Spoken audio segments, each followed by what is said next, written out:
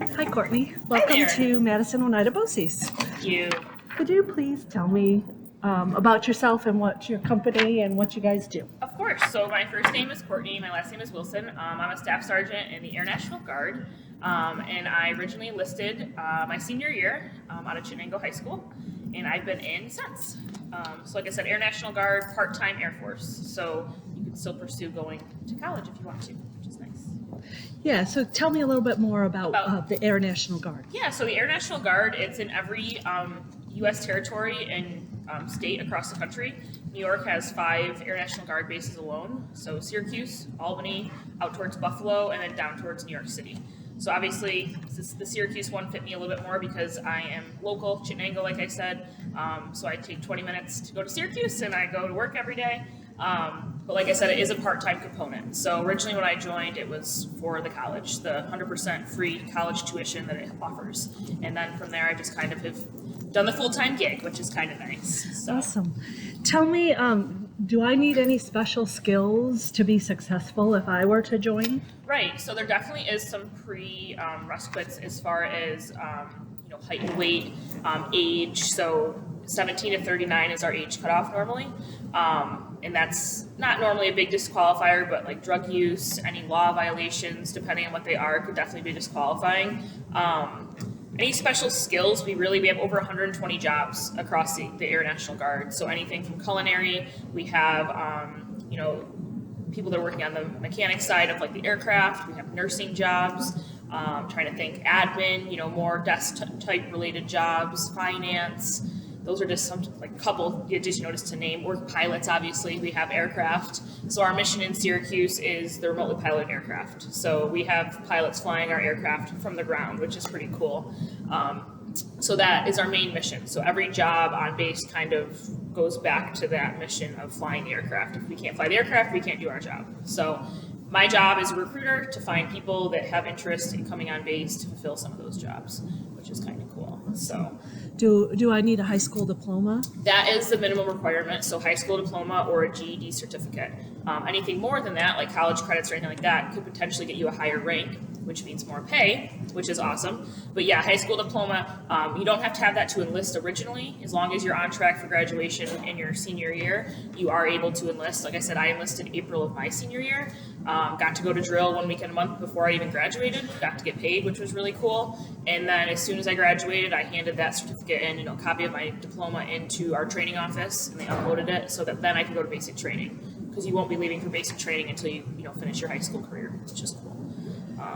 Yeah, so you said something about getting paid. So what are the ranges if I'm joining as a high school student? Yep, what does it look like? And then if I come in with some college credits, right? You can what is definitely have that more. range? So, coming off this, high school, this time of year, you're looking normally, like I said, it's 1 weekend a month. So 2 days a month is your obligation to us. Obviously, when you go to basic training and your technical training, you're gone for that. Normally that's out of state. Basic training is in Texas, San Antonio, Texas. And that's 8.5 weeks. So that's a minimum, that's a mandatory requirement. That's basic. And then your tech school length just depends on the job you go in for. So that can be anywhere from 6 weeks to 6 months, depending on if it's a cyber job or like the admin jobs are normally a little bit less in length, like 6 weeks. So it just depends. So I would say like a normal drill weekend while you're still a senior is about $200 to $250 a weekend. So that's 2 8-hour days, $250. So, and you're gaining points towards retirement and all that. I started my retirement clock in my senior year of high school, which is awesome. So, and then as you work yourself up, if you have more than 20 college credits, you come in with a rank of E2 versus E1. And that's probably more close to like 250, 275 a weekend. And then if you have more than 45 college credits, that's the rank E3. And that's more towards like $300 a weekend. And then it just goes up from there. So, and that's just part-time pay. If it were full-time, it'd be a little bit more, but. So my next question was about growth. So obviously there's a lot of room for growth in this field. Yes. And how quickly do you think growth happens? Right. So that's definitely, it just depends on the individual, just like any civilian job. So the Air National Guard is probably the the military component that best suits the civilian side. So, like I said, you're only on base. Your minimum requirement is 2 days a month, so you can be a civilian or a college student the other 28 days a month. So that was my original goal, and then I went to basic and tech school and kind of got a taste of the money and the atmosphere, and I really enjoyed it. So at that point, I had applied for full-time opportunities on base. But it's really what you make out of it. You know, there are people on base, just like there are people on the civilian side that don't work as hard and don't promote as fast and stuff like that, and that's on them. So I always tell all of my recruits that the Air National Guard can be as little or as much as you want it to be. It could be that 2 days a month, or it could be a 20-year career, and like I can retire when I'm 38 if I want to. That's a huge, and on top of that, I have, you know, outside things that I could be doing as well. So that's a huge thing. But yeah, it just depends on, you know, rank, and there's certain requirements that you have to do, you know, time in service, time in grade, that kind of thing. So you have to be in a rank for a certain amount of time before you can promote, but it all goes into your work ethic and that kind of thing. So it's important. So speaking of that, you know, do they do background checks, social media checks to maybe discontinue me being in the service? Disqualifying factors. So definitely the background check is a huge one. So we have a form that they check, you know, any outstanding law violations, you know, drug use charges, that kind of thing. That's definitely one of the biggest things. But then we also are able to do social media background checks. So some of our jobs, like our cyber jobs, our IT jobs, they get top secret security clearances going through basic and tech school. So that's like a $50,000 to $75,000 certificate that a civilian employer would have to pay for, and we pay for it in the military. So with that, though, they do an intensive background check, you know, close relatives, family members, to make sure that you are qualified to deal with, you know, intelligence factors as far as, you know, seeing people overseas, and, you know, the whole mission is to make sure that we keep the bad guys away from us as much as possible. So there are definitely background checks and social media checks to make sure that you are fit for specific jobs on base. So if I wanted to sign up, how would I do that? Do you have... How you go about doing that? So definitely a couple different avenues. Normally it would be from meeting people in schools in different atmospheres in the community, you know, career centers, career fairs, that kind of thing. But obviously with COVID, it's very limited right now. So we have social media pages on Facebook. The 174th recruiting page is huge. I know all of my local schools, so my area is Chittenango East. So Chittenango to Little Falls is my area. So pretty much every school and area in between there has my business cards and has my point of contact.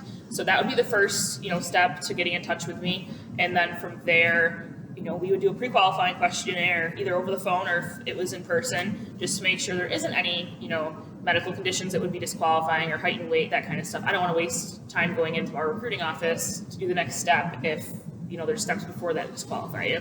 And then from there, you would take an ASVAB, which is an aptitude test that I know some of the local schools do offer. I know BVS does that, which just gets you pretty much one step further to qualification. So if you take the ASVAB in your high school, you're already 50%, and pass it obviously, you're already 50% qualified to join. The other 50% is your medical physical, which is just a doctor's physical, and that's on base in Syracuse, and you would go through that, and then the fun part is figuring out what job you want to do on base. So based off of that ASVAB score, it prints off a list of jobs that you qualify for, which is awesome.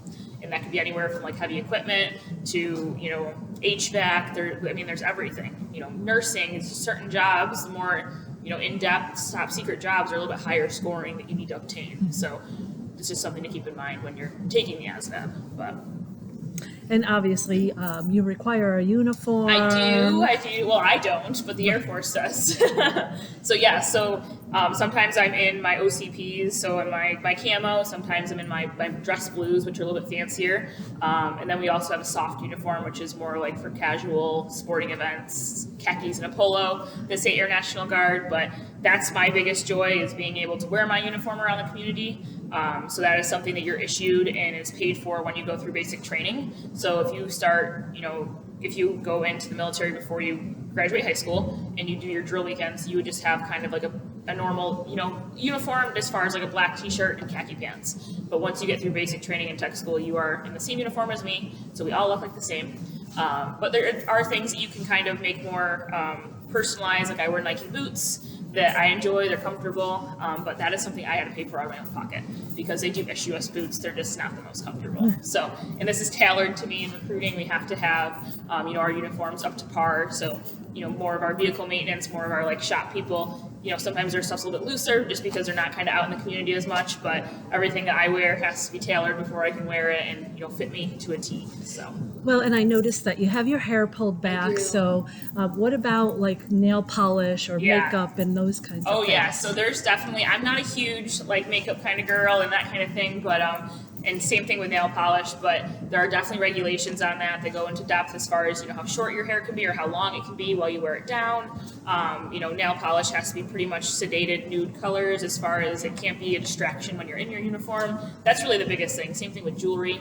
Like you can't have bracelets and stuff hanging out. A wedding band on your finger is fine, I know. Earrings can just be, if you have more than one hole, it's just one piercing, normal stud earrings. And makeup, same thing, like mascara and eyeliner.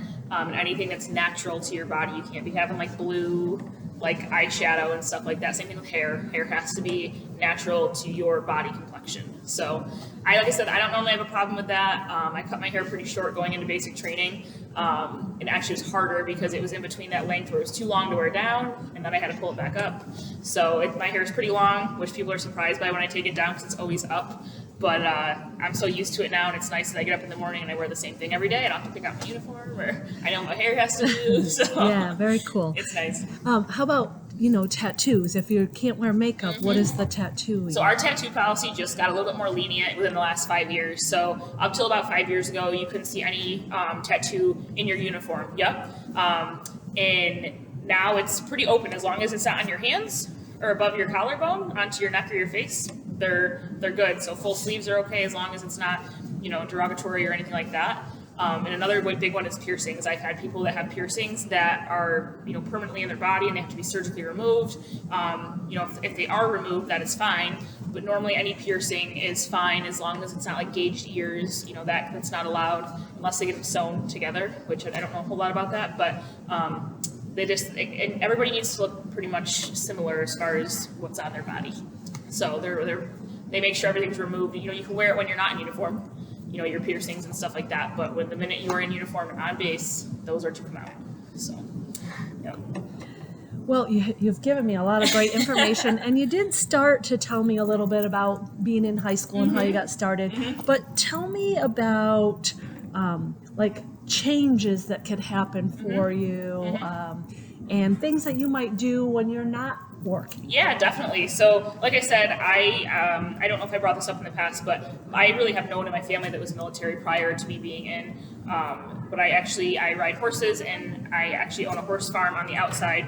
And I grew up riding with someone that was 3 or 4 years older than me that was always at a drill weekend, a horse show weekends. And I was like, "Where's Carly? Why isn't she at horse shows?" And I kind of started learning more as I got closer to graduating high school. And, she's like, "I'm going to college for free. And, I could still be a kid and, go to graduation parties and stuff like that." And I was like, "That's kind of cool." So I actually went out to the base with her and just kind of did a tour of the base when I think it was like beginning stages of my senior year, and kind of started doing the ropes, like I said before, getting qualified, taking my ASVAB, making sure I was qualified.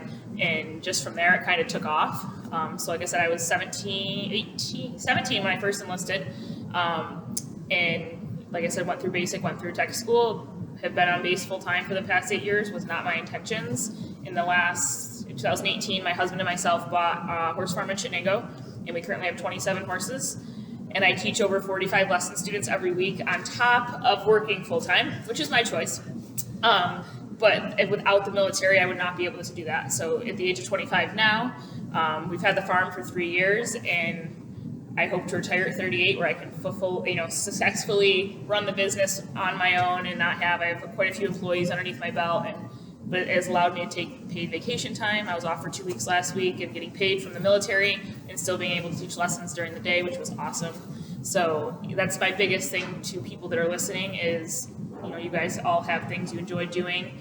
The military helps you with that. So whether it's a VA loan helping to pay for a house or military discounts here and there, it really sets you up for the civilian side. So that's the biggest thing I would go out with is making sure that, you set yourself, don't look short term, look long term, and make sure you're setting yourself up for success down the road.